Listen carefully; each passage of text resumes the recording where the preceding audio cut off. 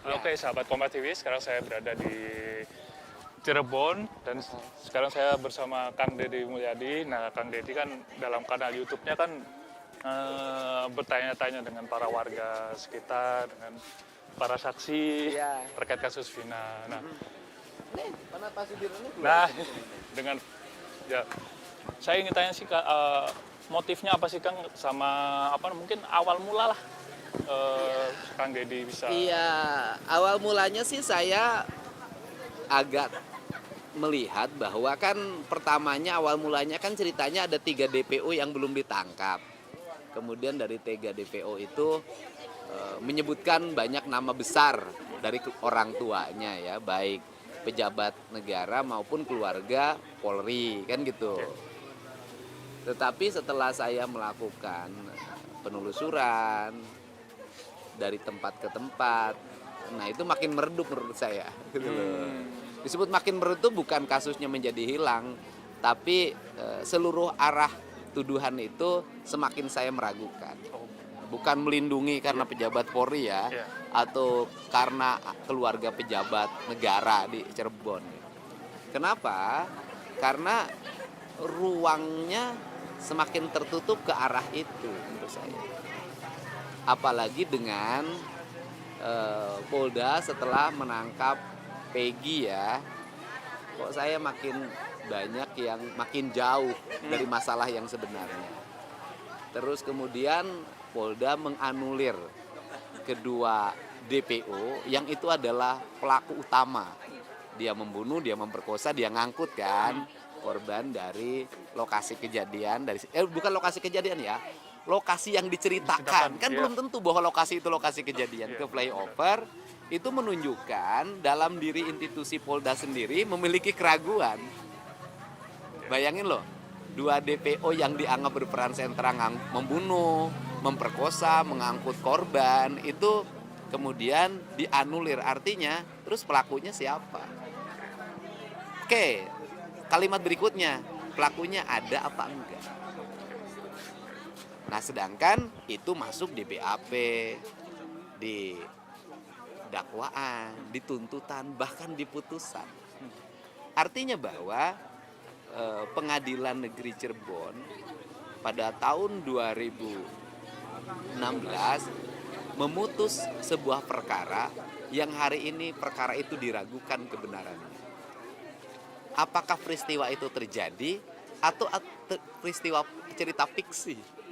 Bayangin, kalau itu merupakan cerita fiksi yang merupakan imajinatif dari seorang penyidik, kemudian dituangkan menjadi keputusan negara, dalam hari ini keputusan lembaga yudikatif, betapa tragisnya masalah ini. Dan kemudian menimbulkan kesulitan hukum kalau menurut saya. Satu, PK, aspek formalnya kan harus dipenuhi begitu ketat kan. Kemudian sedangkan orang sudah mengalami penjara vonis seumur hidup. Bahkan Peggy terancam hukuman mati. Kan ini peristiwa hukum yang sesungguhnya di dalamnya, kalau mereka itu tidak bersalah, saya katakan kalau mereka tidak bersalah, adalah peristiwa kemanusiaan yang sangat luar biasa. Peristiwa kemanusiaan dimulai dari penangkapan, penyiksaan. Jadi orang dituntut mengaku dengan disiksa. Nah, kalau orang dituntut mengaku dengan disiksa, orang pasti ngaku. Kalau nggak kuat, gitu kan? Nah, buktinya kalau nggak kuat setelah itu, alat buktinya menurut saya lemah. Kan kalau sebuah peristiwa hukum, apalagi pembunuhan, manakala alat bukti yang bersifat sains itu tidak ditemukan, kan menjadi problem utama. Apalagi pengakuannya dilahir dari penyiksaan. Pengakuan lahir dari penyiksaan, alat bukti sainsnya tidak bisa dipertanggungjawabkan. Bagaimana coba? Kan kalau orang, kan bagi polisi tidak penting orang mengakui. Bahkan bisa jadi saksi pun tidak penting. Manakala sainsnya itu kuat. Karena sains tidak bisa dibohongi. Jejak digital tidak bisa dibohongi. Forensik kan tidak bisa dibohongi. Kalau ini sainsnya tidak bisa dibuktikan pengakuannya dari penyiksaan. Saksinya yang paling menarik mencabut seluruh kesaksiannya sekarang. Walaupun pencabutannya terlambat menurut saya. Tapi sudahlah, bahwa ada sebuah realitas kebenaran yang bisa dilihat hari ini. Gitu. Ini yang di kan Kang Deddy kan mewawancarai banyak. Ya hampir organisasi. semua deh. Ya, nah itu mungkin ada harapankah dari Kang Ya Deddy? harapannya bahwa kan gini, peristiwa ini kan tidak akan bisa selesai hanya dengan berdebat di televisi, menghadirkan pakar, menghadirkan orang yang kontra, jadilah keributan. Tapi kan apa sih manfaat keributan itu bagi terpidana? Kalau proses hukumnya tidak ditempuh, maka satu-satunya jalan hukum adalah VK. Kalau VG kan ada pra-peradilan atau mungkin di pengadilan nanti kita, mudah-mudahan tidak sampai pengadilan ya, bisa membuktikan kebenaran. Tapi kalau yang sudah terpidana ini, itu kan dia harus mendekam selamanya, selama umur hidupnya. Nah, kan PK. Nah, saya berharap ini bisa menjadi novum.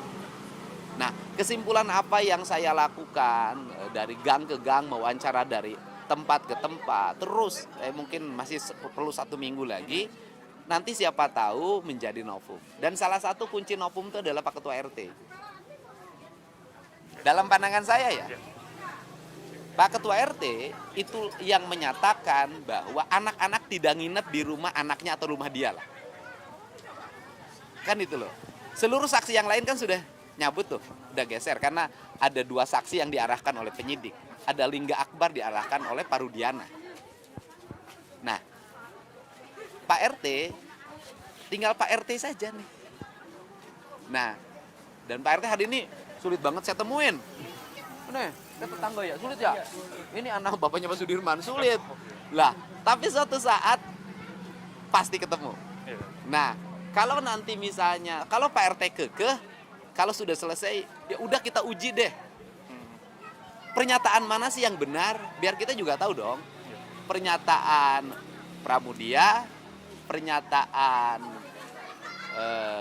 Teguh, gitu loh. Dan yang lainnya termasuk pernyataan para terpidana atau pernyataan Pak RT. Kan gampang menurut saya ya. Uji aja di Mabes Polri. Cara bagaimana menguji di Mabes Polri, saya yakin Pak Oto udah tahu tuh. Bagaimana cara menguji di Mabes Polri, gitu loh. Secara apakah misalnya, bagaimana cara mengujinya sudah dilihat. Kalau nanti ditemukan bahwa yang bohong itu misalnya anak-anak, ya sudah, gitu kan, saya juga akan mundur. Kenapa? Berarti anak-anak memberikan kesaksian yang bohong pada saya. Ngapain saya bela yang bohong? Gitu loh. Tapi kalau di Mabes Polri bahwa yang bohong adalah Pak RT, saya maju terus. Gitu loh. Ya kan? Ya. Karena kuncinya tinggal di Pak RT kalau menurut saya. Nah, sekarang aspek digital. Kan Pak Anton Carlyan mantan Kapolres sudah menyampaikan. Oke, kalau pernyataan-pernyataan itu sulit dipercaya. Gitu loh, ya. Oke. Gampang, mereka kan rata-rata punya nomor handphone. Waktu itu zaman BBM. Udah, buka saja. Pada jam itu, detik itu, menit itu, di mana posisi mereka menurut jejak digital di providernya masing-masing. Ya kan? Gampang kan? Udah aja buktikan kalau nanti jejak digitalnya ternyata mereka posisinya berada di tempat kejadian, di tempat perkara, saya mundur. Kalau nanti hasil forensik digitalnya ternyata mereka itu ada di rumah Pak RT, saya maju terus. Baik. Nah, termasuk Peggy. Peggy itu sudah, ibunya sudah ngasih petunjuk. Ngasih petunjuknya bagaimana? Ngasih petunjuknya adalah bahwa ketika rumahnya digerebek polisi, katanya kan sorenya, besok sorenya, ibunya menghubungi suaminya. Kan ada tuh, ke saya juga ngasih nomornya. Ini nomor saya, nomor suami saya, tinggal dibuka. Bener nggak ada transaksi pembicaraan antara Peggy, antara ibunya Peggy dengan bapaknya pada waktu itu? Atau kan Peggy pakai nomor handphone Peggy Itu berapa? Pada waktu peristiwa terjadi kasus ya, Vina dan Eki, saya tidak mau menyebut dulu kasus pembunuhan. Kasus musibah yang dialami oleh Vina dan Eki. Lihat posisi HP-nya, nomor itu posisinya di Bandung atau di tempat kejadian. Mudah ya? Gampang kan? Ya udah, bilang aja gampang. Dari sisi digital itu gampang. Jadi udahlah, kalau kebenaran omon-omon, susah orang mempertanggungjawabkannya. Yuk kita cari kebenaran digital aja. Siap, Kang Ya, Dedi. kasih. Terima kasih banyak, Kang Dedi.